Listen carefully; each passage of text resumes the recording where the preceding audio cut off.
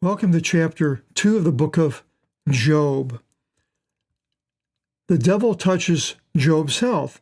In the last chapter, the devil touched Job's belongings and his family. Here it'll change a little. I'll read it a little in the Greek. Ageneto de os imera avti ke il to theou parastine enantian to Kyriou ke o diavolos ilthan in meso avton parastine enantion to Kyriou.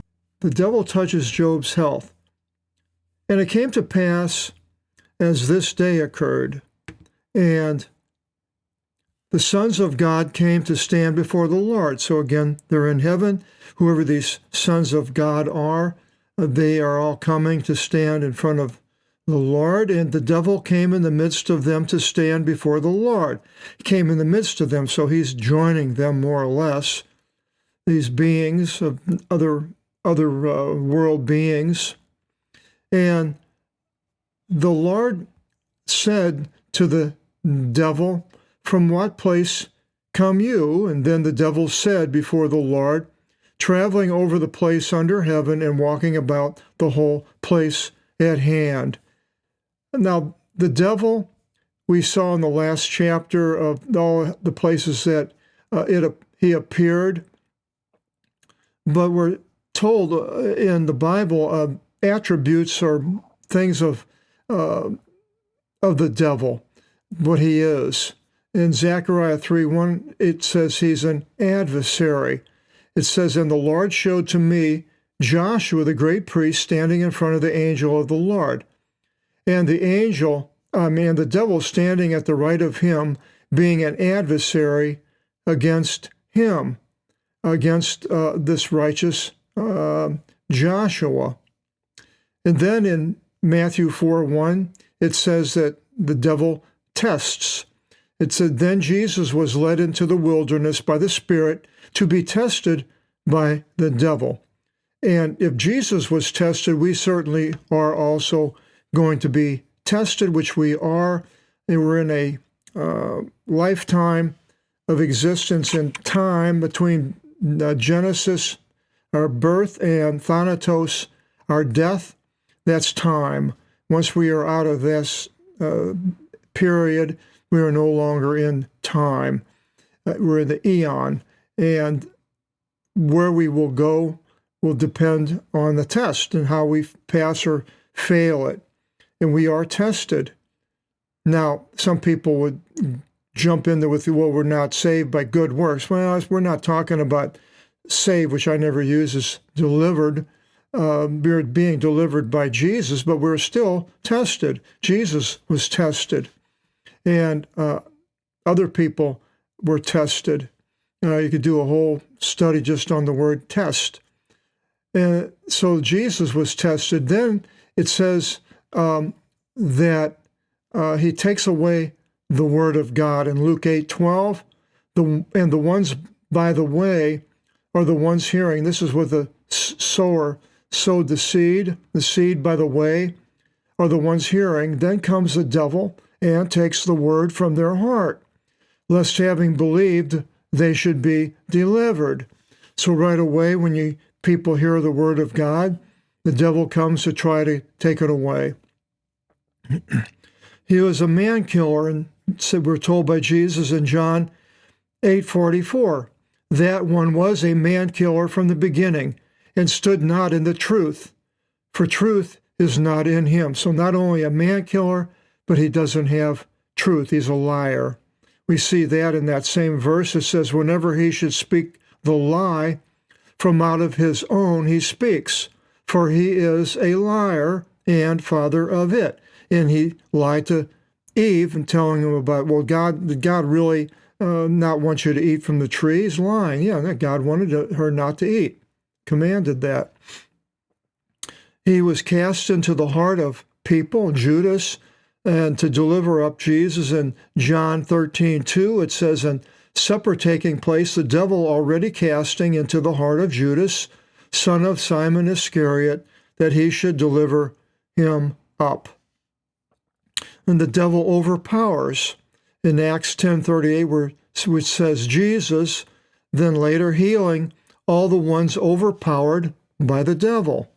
So people have been overpowered, allowing the devil to come in the various ways of tempting us with things that draw us away from God, keeping us from the world, and just myriads of ways that he has to do that, to overpower us.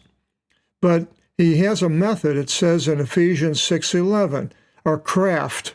It says, put on the full armor of God, for you are able to stand against the craft or the method of the devil. So we are able to stand against him. But he sets a snare. It says in 1 Timothy 3:7, that he, an overseer, should not fall into scorning and the snare of the devil. And there's other places it uses the snare of the devil. Alcohol or drugs, adultery, all sorts of snares that are set. And then he's a slanderer, says things that are slandering against somebody. Haman in the book of Esther was called the diabolos, or the slanderer, and translated into English. And it mentions in 1 Timothy 3:11 about wives being slanderers. Then he is tied to death in Hebrews 2:14, that through death he should cease the work, the one having the might of death, that is to say, the devil. Controls it, has to do with the death and the second death. Swallowing down, he swallows down. 1 Peter 5:8, your opponent, the devil, walks as a roaring lion, seeking whom he should swallow down or devour in the King James. Sins, tied into sins. 1 John 3:8 says, for from the beginning the devil sins. For this the Son of God was made manifest, that he would loosen the works of the devil. So we are helped by Jesus in loosening the works that the devil can do, although we are still tested by him. He litigated against Jude, a righteous archangel. It says, yet Michael, the archangel, when litigating against the devil, I guess would be him litigating, they were litigating against each other in court. Reasons concerning Moses' body, did not dare to bring a blasphemous case, but said, may the Lord reproach you. I see these television evangelists cursing the devil. I have power over you, devil, you get away from me, and just all kinds of weird stuff. But here, the angel, archangel, didn't do that. Told the Lord, you take care of him. He's your creation. And then he misleads the entire inhabitable world. He mentions that in Revelation 12:9, and the great dragon was cast out. That would have been mentioned later in the book of Job.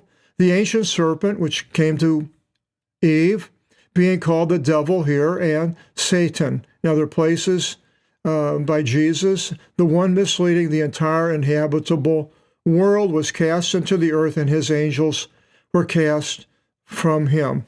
Now, this is what I was saying the last time. I believe the devil was on the earth, but I'm backing that up with the man of sin, which the devil himself, maybe as God takes a different form the man could see in the Bible, and form of Jesus came from the man could see him.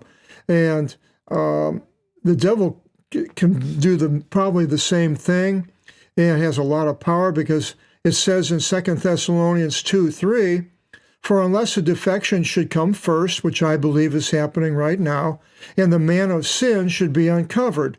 Now, it says here, and then a little later, whose arrival is according to the energy of Satan in every power and signs and miracles of a lie, like Jesus was of the Father. So this is the attributes of the devil. Now, going back to verse 2, it says, and the Lord said to the devil, from what place come you? And the devil said before the Lord, traveling over the place under heaven and walking about the whole place at hand. And the Lord said to the diavolon, have you taken heed then to my attendant Job, that there is not, according to him, of the ones upon the earth, a man not wicked, true, blameless, godly, and at a distance from all evil? But he still has innocence. But you spoke to destroy his substance without cause. And that was in the last chapter where the devil was destroyed his goods and his family. But the devil undertaking said to the Lord, skin for skin, and all as much as exists to a man, he'd give up for his life. But not in fact, but you send your hand to touch his bones and his flesh, and assuredly he will rave in your face. Now, raving in his face, it's a hard one to exactly understand, because it sounds like this would be a sin, which I'm sure it is. But yet, Jesus on the cross, my God, why have you forsaken me? And as we go through Job, we'll see how Job brings out all these terrible things happening to him and so forth. So what exactly is raving? When is it acceptable and when is it not acceptable? We'll go find out when we get later into this book in a few chapters. And the Lord said to the devil, oh, behold, I deliver him to you. Only you guard his life. That means don't let him die. And the devil went forth from the Lord and smote Job with a severe sore from feet unto head. And he took to himself a potsherd so as to scrape the pus. And he sat down within the ashes, some types of boils, I suppose. And his wife said to him, until how long will you persevere? How long are you going to put up with all this? Speak any word to God and come to an end. Get it over with. And he, looking to her, said, why, as one of the foolish women do you speak? If we looked for the good things from out of the hand of the Lord, shall we not endure the bad things? That's a key right here, is throughout the book of Job, is the test. Now you can ask, well, why am I tested? Well, we are given a lot of good things in this life, probably way more good things than bad things. But a lot of times we don't look at all the good things of God. But yet, Job here is bringing this out for us very plainly, that the test comes and the good things are here. They're both. If you didn't want to test, you didn't want to endure the test, then why are you enduring the good things? And this is more or less what he's saying to us. So if we go through the test, which God allows, because Jesus said in the Lord's Prayer, lead us not into the test. Temptation in King James, but temptation is not a good word. Test is a better word. Sophizo? No, I forgot. Sophizo, yeah. And so Jesus says, lead us not into the test. So God doesn't have to test if we ask him, but yet he is sovereign. In all these things coming to pass to him, not one thing Job sinned like Christ with his lips before the Lord. Wonderful man, even going through all these terrible things. Could we do that? Could I do that? Nope. Sorry. And his three friends, hearing all the bad things coming upon him, came each from out of their own place to him. And I sort of related that to the three wise men coming to see Jesus. And the names were Eliphaz, the Temanite, from Teman down towards the Dead Sea, east of the Dead Sea, and a king. Valdad, the Shuhite, Savkaon, and he was a tyrannos, a tyrant, a sovereign. And Zophar, the Menaean, and Menahem is another possibility, probably over towards by the Philistines, Palestinians today. He's a king. Two kings and a tyrant. And they came to him with one accord to comfort and visit him. Well, they do come for that purpose, but it doesn't turn out necessarily all that hunky-dory, that it falls into this wonderful idea of comforting and visiting. As this often happens when people are going through problems, and our people that care for us come and don't say the right thing. And seeing him at a distance, they recognized him not. I mean, they knew it was him, but he didn't look like him. And yelling with a great voice, they wept, each tearing his own apparel and strewing earth ashes on themselves. That's what they did in those days, to make themselves miserable like the person that they're looking at. And they sat beside him 7 days and 7 nights, and not one of them spoke to him a word. For they saw the awful calamity being, and it was exceedingly great.